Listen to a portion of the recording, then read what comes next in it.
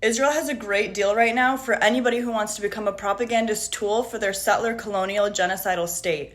All you need to do is go on a 10-day trip called Birthright, ask 0 questions, become completely brainwashed, and of course, perpetuate the occupation of Palestine.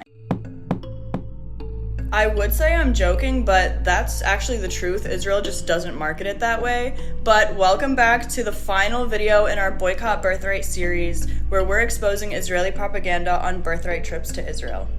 Now, I know you might be thinking throughout this series, Noor, these are really bold claims. Why would Israel spend so much money to honestly show people a great time, and you're claiming that they're trying to brainwash them? It just doesn't sound like a good investment.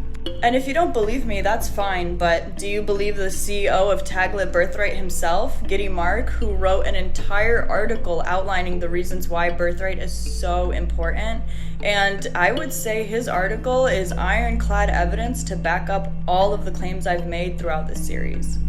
I'm going to read you a paragraph straight from Giddy Mark's article that is so chilling in the way he explicitly outlines how Birthright exploits its participants in order to attach Israel to them for the rest of their lives like a parasite, and how this wouldn't have otherwise happened if Israel hadn't targeted and manufactured this relationship with them.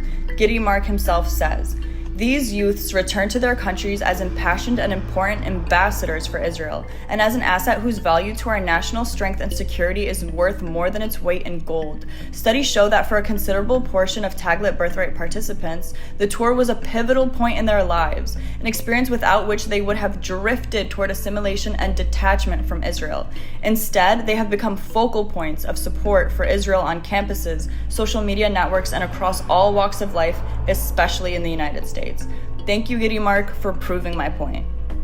I mean, what more can I say? The explicit purpose of Birthright is to create ambassadors that will advocate for Israel in every space possible, and it's worth wondering why Israel even needs that when clearly they've been able to commit genocide in Gaza with impunity for nearly 21 months, and that's because Israel knows full well that it's only the governments with financial and political stake in Western imperialism that truly support Israel, and the people of the world, once they know the truth of Israel's crimes, they don't stand with Israel.